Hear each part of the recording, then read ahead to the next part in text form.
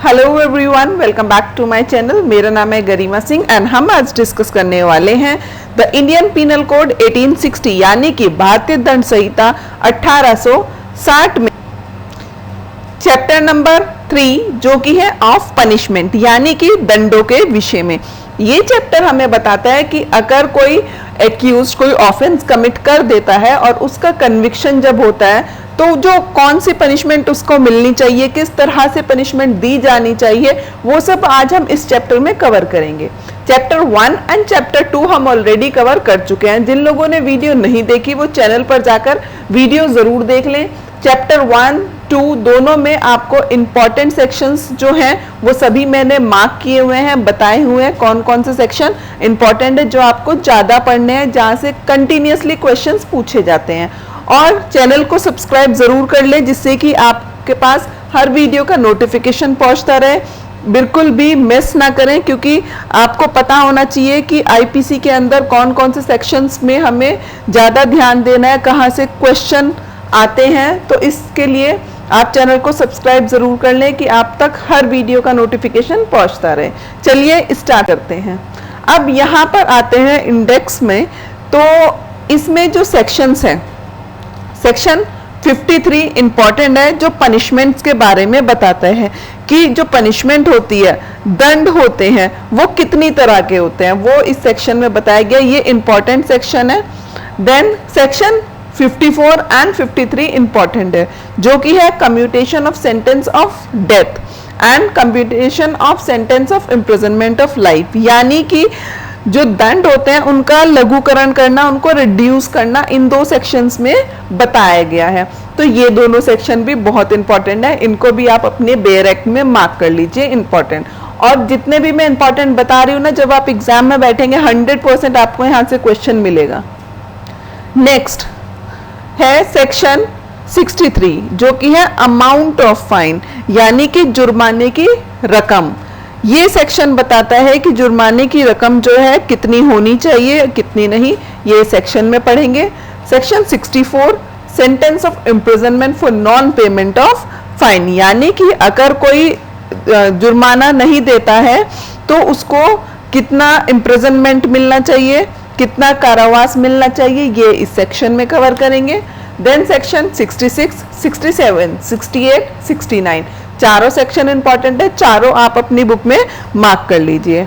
66 है description of imprisonment for non payment of fine, अगर जुर्माने की रकम ना दी जाए तो उसको जो कारावास मिलेगा वो किस तरह से मिलेगा, ये पढ़ेंगे। Then imprisonment for non payment of fine when offence punishable with fine only, अगर सिर्फ फाइन से कोई ऑफेंस पनिशेबल है तो उसमें किस तरह से इम्प्रिजनमेंट मिलेगा। देन 68 है imprisonment to terminate on payment of fine, यानी कि जब फाइन दे दिया है तो उस इम्प्रिजनमेंट को टर्मिनेट कैसे किया जाएगा, ये पढ़ेंगे। टर्मिनेट का मतलब होता है उसको खत्म कर दिया जाएगा वहां से इम्प्रिजनमेंट उसका, और उसने फाइन अब जमा कर दिया है। नेक्स्ट, यहां तक होप सो कि आप लोगों ने मार्क कर लिए होंगे, ये बहुत इंपॉर्टेंट सेक्शन है, प्लीज आप इसको अपनी बुक में मार्क कर लीजिए। नेक्स्ट सेक्शन 73 सॉलिटरी कन्फाइनमेंट, जिसको हम बोलते हैं एकांत परिरोध।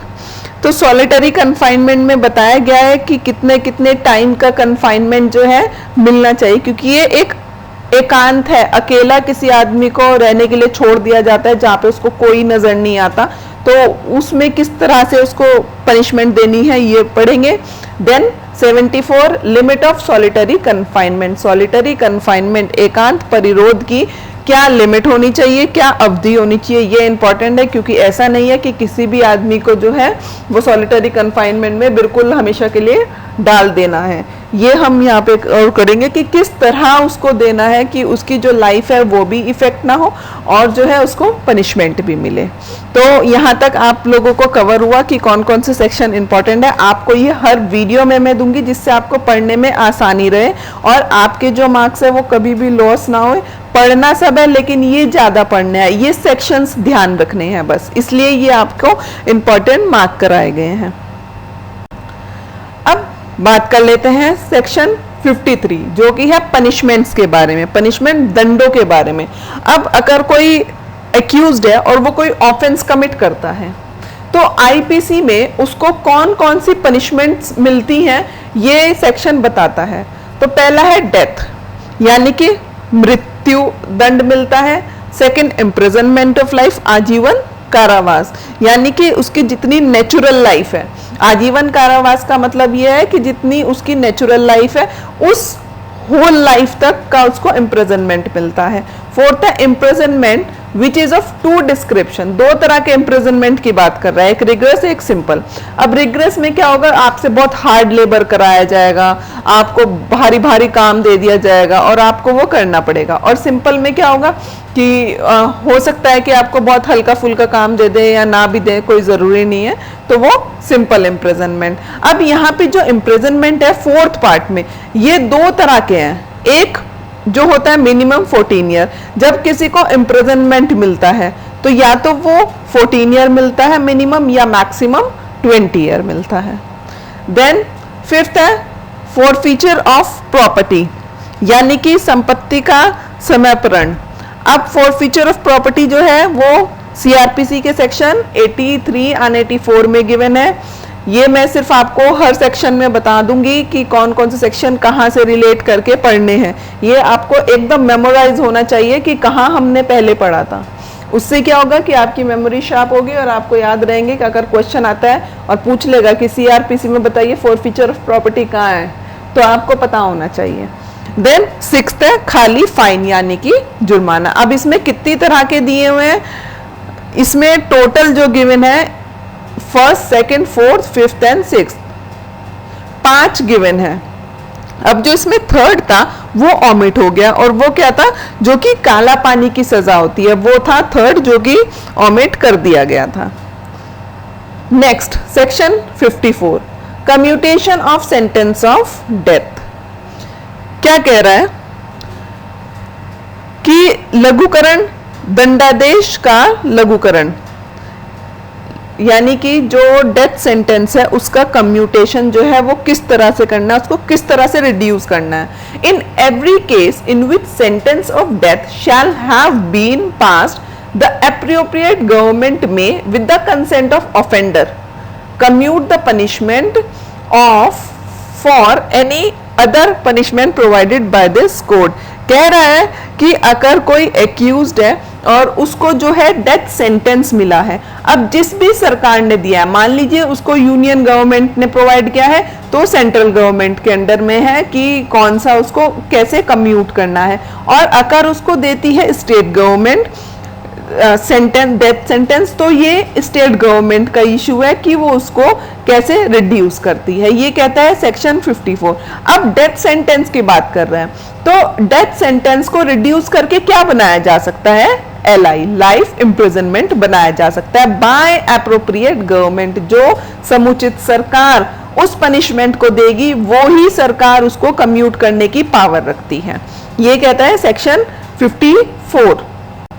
Then next 55 commutation of sentence for imprisonment of life, यानी कि अब लाइफ इम्प्रिजनमेंट दिया गया है और लाइफ इम्प्रिजनमेंट जो दिया है उसको कौन कम्यूट करेगा, सेम 54 में भी सेम का है, 55 में भी सेम का है कि समुचित सरकार, एप्रोप्रिएट गवर्नमेंट। आपको ये वर्ड याद रखना है, एप्रोप्रिएट गवर्नमेंट। यहां से प्री में क्वेश्चन पूछा गया था कि कौन सी गवर्नमेंट, तो सेंट्रल भी दिया, यूनियन और स्टेट गवर्नमेंट सब दिया, लेकिन सेक्शन जो है 54, 55 में हमें क्या वर्ड उठाना है, एप्रोप्रिएट गवर्नमेंट। कीवर्ड्स को याद करके चलना है कि कभी भी उनको भूले ना।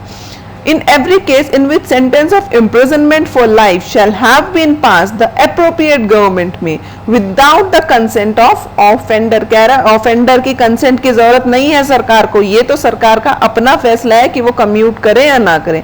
Commute the punishment for imprisonment for either description for the term not exceeding 14 years, यानी कि 14 साल से ज्यादा का इम्प्रिजनमेंट उसको नहीं मिलेगा। यहाँ पे जो इम्प्रिजनमेंट है, मान लीजिए उसको 20 years मिला, क्योंकि लाइफ तो जो है अनसर्टेन है, पता नहीं उसको आजीवन कारावास दे दिया, पता लगा जिस दिन पनिशमेंट मिली उससे। चैप्टर नंबर 3 जो कि है ऑफ पनिशमेंट, यानी कि दंडों के विषय में। ये चैप्टर हमें बताता है कि अगर कोई एक्यूज कोई ऑफेंस कमिट कर देता है और उसका कन्विक्शन जब होता है तो जो कौन सी पनिशमेंट उसको मिलनी चाहिए, किस तरह से पनिशमेंट दी जानी चाहिए, वो सब आज हम इस चैप्टर में कवर करेंगे। चैप्टर 1 एंड चैप्टर 2 हम ऑलरेडी कवर कर चुके हैं। जिन लोगों ने वीडियो नहीं देखी वो चैनल पर जाकर वीडियो जरूर देख लें। चैप्टर 1, 2 दोनों में आपको इंपॉर्टेंट सेक्शंस जो हैं वो सभी मैंने मार्क किए हुए हैं, बताए हुए हैं कौन कौन से सेक्शन इंपॉर्टेंट है, जो आपको ज्यादा पढ़ने हैं, जहां से कंटिन्यूसली क्वेश्चंस पूछे जाते हैं। और चैनल को सब्सक्राइब जरूर कर ले जिससे कि आपके पास हर वीडियो का नोटिफिकेशन पहुंचता रहे। बिल्कुल भी मिस ना करें, क्योंकि आपको पता होना चाहिए कि आईपीसी के अंदर कौन कौन से सेक्शंस में हमें ज्यादा ध्यान देना है, कहां से क्वेश्चन आते हैं। तो इसके लिए आप चैनल को सब्सक्राइब जरूर कर लें कि आप तक हर वीडियो का नोटिफिकेशन पहुंचता रहे। चलिए नेक्स्ट 57, 56 जो है वो सेक्शन ऑलरेडी रिपील है, रिमूव कर दिया गया है।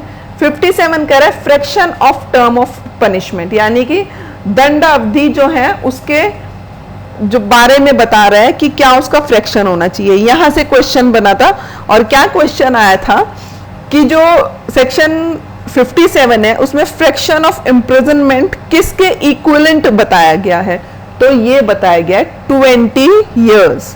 In calculating the fraction of term of imprisonment of for life shall be reckoned as equivalent to imprisonment for 20 years। मान लिया जाएगा कि 20 साल तक के imprisonment के बारे में बात कर रहा है। आजीवन कारावास को 20 वर्ष के कारावास के तुल्य गिना जाएगा।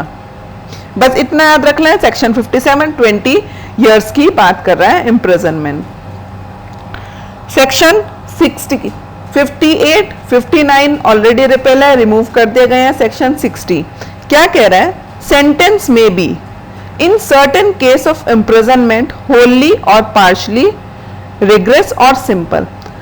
जब किसी एक्यूज्ड को हम जो है पनिशमेंट दे दी है और उसको जो इम्प्रिजनमेंट मिला है, या तो वो पूरा रिग्रेस मिलेगा या हाफ रिग्रेस मिलेगा, यानी कि जो पूरा उसको 10 साल मिला है तो उसको बोल दिया जाएगा 5 साल तो आपको रिग्रेस इम्प्रिजनमेंट में रहना है और उसके बाद बाकी के 5 साल सिंपल, या फिर हो सकता है पूरा सिंपल ही उसको इम्प्रिजनमेंट दिया जाए। डिपेंड करता है the type of offence he commit, कौन सा ऑफेंस उसने करता है और क्या उस ऑफेंस में जो है पनिशमेंट गिवन है उसके ऊपर डिपेंड करता है पूरा सेक्शन।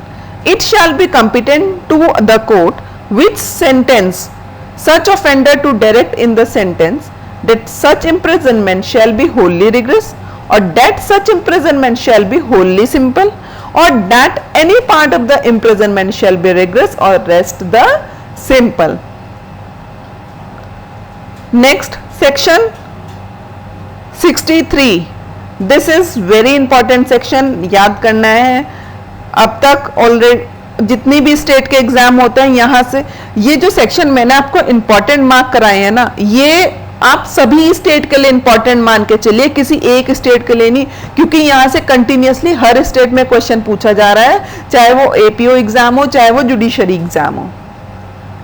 नेक्स्ट अब सेक्शन 63 के अमाउंट ऑफ फाइन, यानी कि जुर्माने की रकम कितनी होनी चाहिए। अब इसमें कौन सा कीवर्ड लर्न करना है, क्या लाइन लर्न करनी है, unlimited but shall not be excessive. मैंने तो सिर्फ इतना ही याद किया, unlimited but shall not be excessive, यानी कि जो रकम है वो जो है अमर्यादित हो सकती है, अनलिमिटेड हो सकती है, लेकिन अत्यधिक नहीं हो सकती, एक्सेसिव नहीं हो सकती है। अब कैसे समझेंगे, मान लीजिए कोई रिक्शा वाला है और रिक्शा वाले के ऊपर जो है उसने कोई ऑफेंस कमिट किया और फाइन लगा दिया गया 15 लाख का। अब वो रिक्शा वाला है, वो दिन में मुश्किल से 100, 50, 250, 300 रुपए कमाता होगा, तो वो क्या 15 लाख रुपए फाइन दे सकता है अगर इतना हैवी जो फाइन है उस पर इम्पोज कर दिया जाए। तो यही सेक्शन कह रहा है कि अनलिमिटेड तो हो लेकिन एक्सेसिव ना हो कि वो उस फाइन को दे ही ना पाए। अब अगर रिक्शा पुलर है तो उसके ऊपर कितना लग जाएगा, 1 लाख, क्योंकि कितना भी गरीब आदमी हो कहीं ना कहीं वो इतनी जो रकम है शायद वो पे कर सकता है। तो इसलिए कह रहा है कि अनलिमिटेड ना हो, अनलिमिटेड हो, एक्सेसिव ना हो। Where no sum is express to which a fine may be extend, जहां पर नहीं बताया, ऑफेंस कर दिया है और उस ऑफेंस में सम एक्सप्रेस नहीं किया गया है कि इसको कितना फाइन लगाना है, तो उस केस में the amount of fine to which the offender is liable is unlimited but shall not be excessive.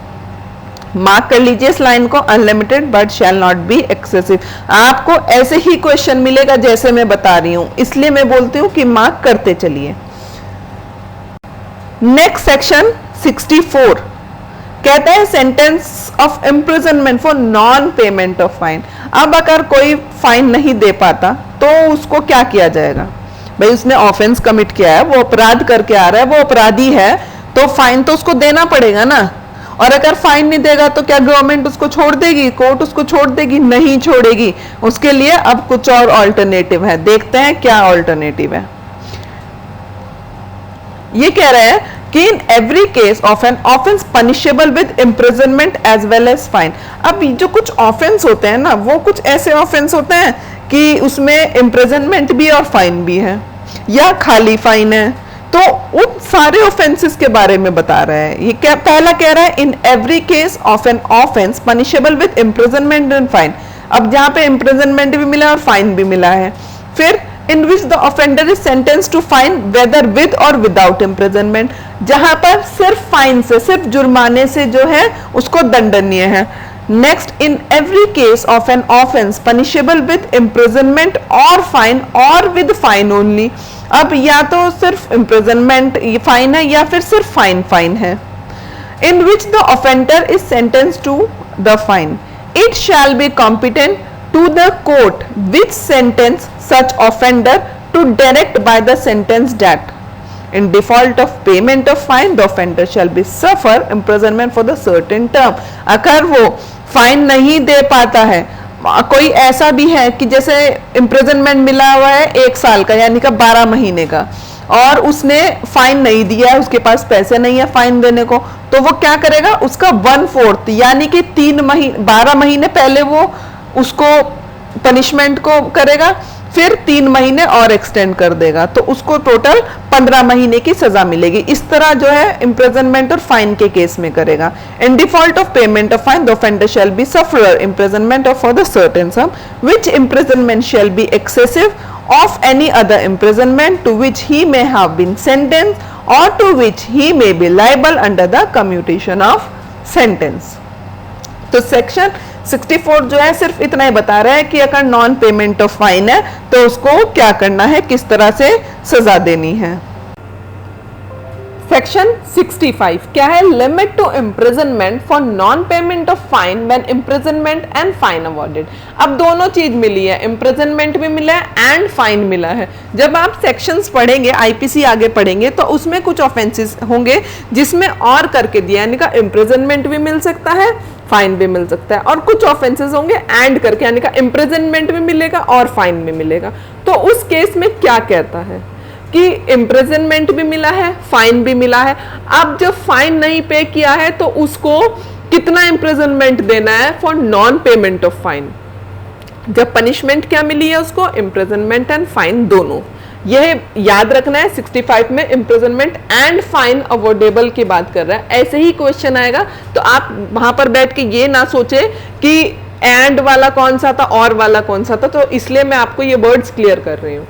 Imprisonment in default of payment of fine shall not exceed 1/4। बस मिल गया है, इतना याद रखना है कि अगर कोई ऑफेंडर है, उसको जो पनिशमेंट मिली है वो इम्प्रिजनमेंट भी मिली है, फाइन भी मिली है, और वो फाइन नहीं पे कर पा रहा है, उसकी इतनी हैसियत नहीं है, उसके पास पैसे नहीं है, तो अब उसको जो फाइन नहीं पे करने पे इम्प्रिजनमेंट मिलेगा वो 1/4 मिलेगा ऑफ द इम्प्रिजनमेंट। जो उसको सजा मिली है उसका 1/4 उसको मिलेगा फाइन ना देने पर। अब मान लीजिए किसी को 1 साल का कारावास मिला है, तो 1 साल का 1/4 कितना हो जाएगा? 3 महीने, 3 मंथ्स। तो अब उसको 1 साल का तो मिलेगा ही मिलेगा इम्प्रिजनमेंट, वो 3 महीने और उसमें ऐड कर दिए जाएंगे, जिससे कि जो उसका नॉन पेमेंट ऑफ फाइन है उसकी सजा भी उसको मिल सके। तो ये सेक्शन 65 है। 66 description of imprisonment for non payment of fine. अब कह रहा है कि अगर कोई जुर्माना ना देने पर किस भांति कारावास दिया जाना चाहिए, किस तरह देना चाहिए। ये कहता है कि 66 सेक्शन में कह रहा है कि सिंपल इम्प्रिजनमेंट देना चाहिए। अगर कोई फाइन का सिर्फ अगर बनता है इम्प्रिजनमेंट, तो डेट मीन वो कोई छोटा ऑफेंस होगा, तो उसके लिए रिग्रेस इम्प्रिजनमेंट देने की जरूरत नहीं है। कह रहा है may be of any description to which offender might have been sentence for the offence, बस यानी कि सिंपल इम्प्रिजनमेंट की बात कर रहा है अगर कोई फाइन नहीं देता है। Next section 54, commutation of sentence of death. क्या कह रहा है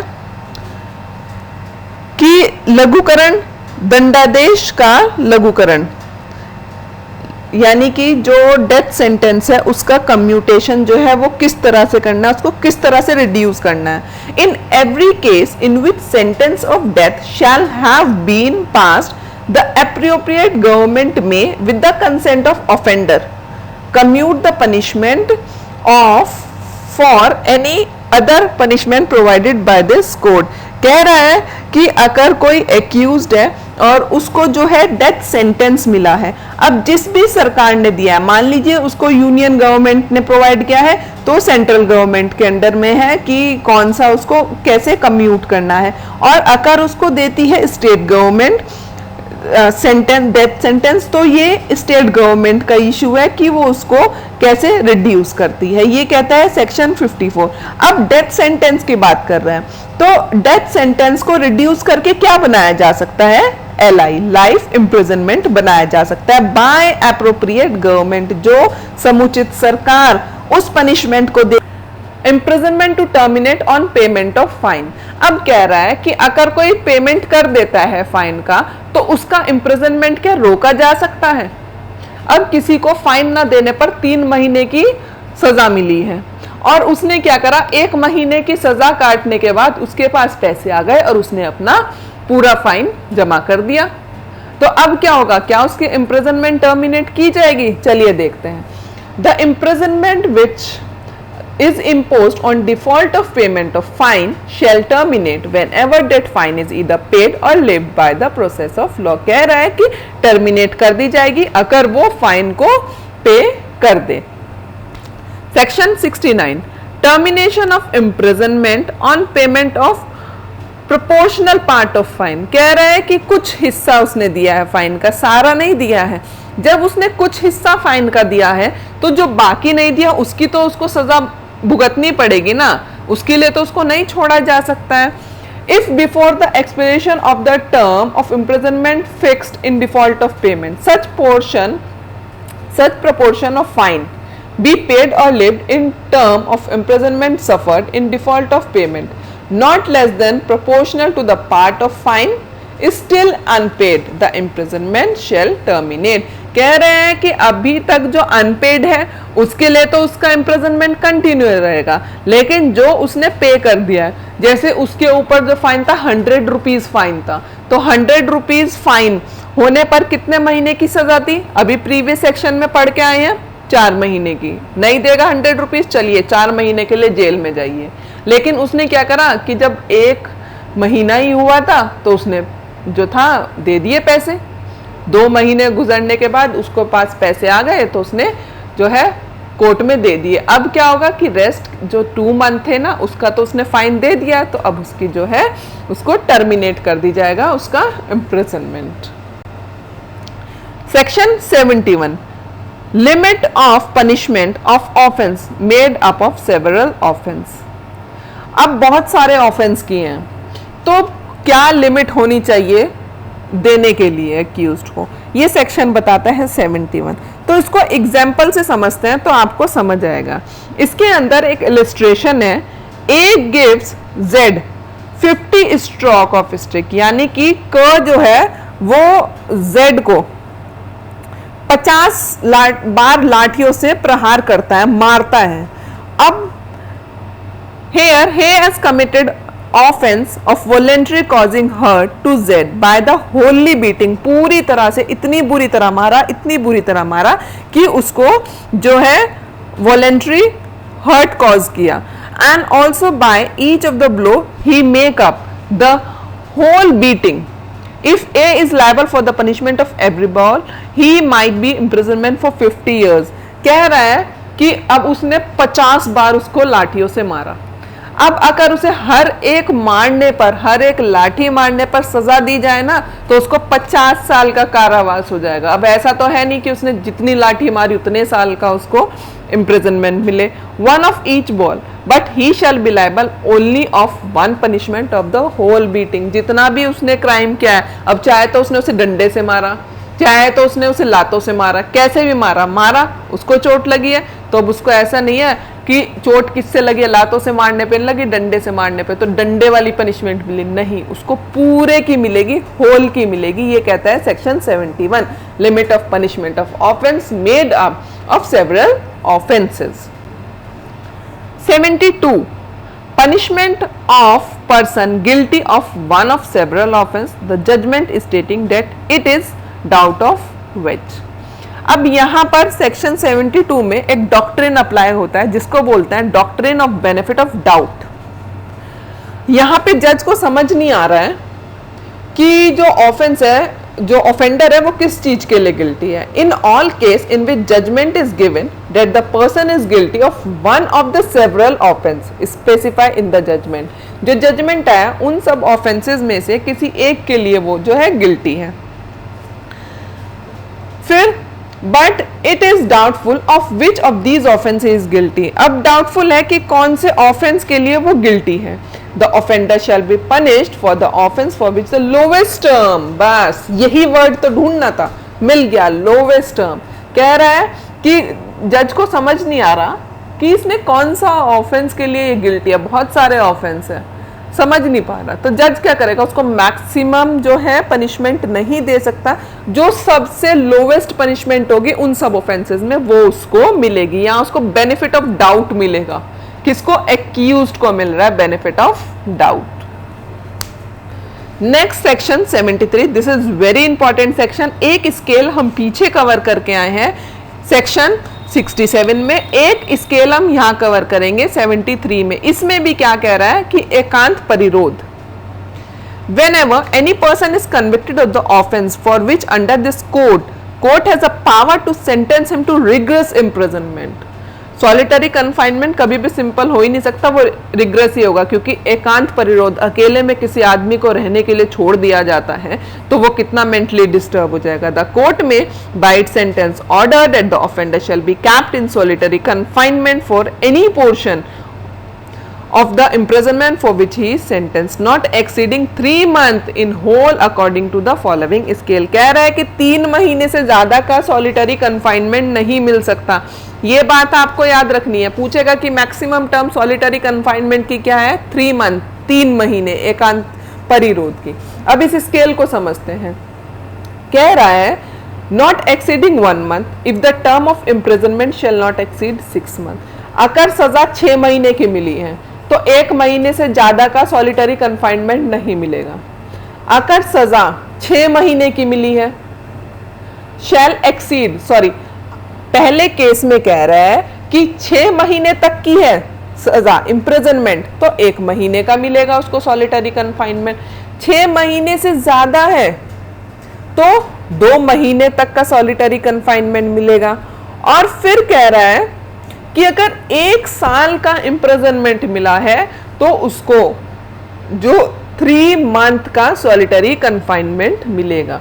बस इतना ही ये सेक्शन बताता है कि सॉलिटरी कन्फाइनमेंट 6 महीने तो 1 साल, 6 महीने से ज्यादा तो 2 महीने, और 1 साल से ज्यादा तो 3 महीने सॉलिटरी कन्फाइनमेंट। एकांत परिरोध के स्केल आपको लर्न कर लेना। यहाँ से भी स्केल से ही क्वेश्चन पूछेगा और कोई जो है इससे क्वेश्चन बनता ही नहीं है।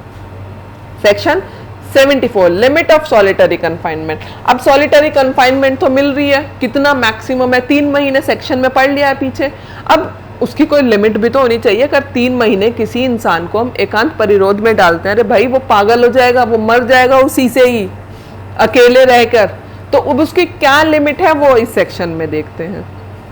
कह रहे हैं confinement shall in no case exceed 14 days at a time. 14 दिन से ज्यादा, 3 महीने है लेकिन 3 महीने भी 14 दिन, फिर 14 दिन उसको वैसे रखा जाएगा सबके साथ, फिर 14 दिन एकांत परिरोध फिर 14 दिन सबके साथ। इस तरह गैप दे देकर उसके 3 महीने पूरे किए जाएंगे। Confinement shall in no case exceed 14 days at the time, with interval between the period of solitary confinement for not less than such period. और second कह रहा है when the imprisonment awarded shall exceed 3 महीने 3 months, the solitary confinement shall not exceed 7 days.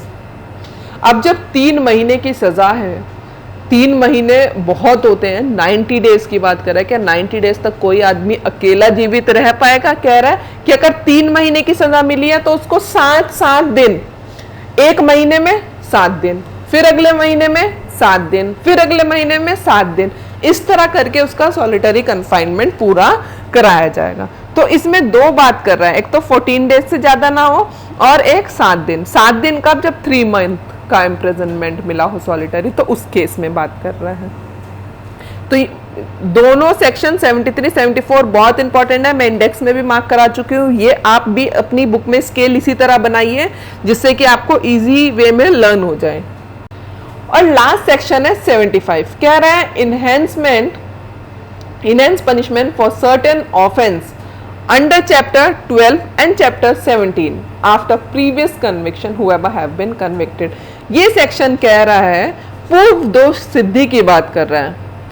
अगर कोई ऐसा offender है जिसको पनिशमेंट मिल चुकी है chapter 12 of IPC and chapter 17 of IPC और उसने दोबारा से ऑफेंस किया है, तो उसका जो ऑफेंस है वो इनहैंस कर दिया जाएगा, बढ़ा दिया जाएगा। ये सेक्शन 75 कह रहा है। अब चैप्टर 12 जो है किससे रिलेटेड है?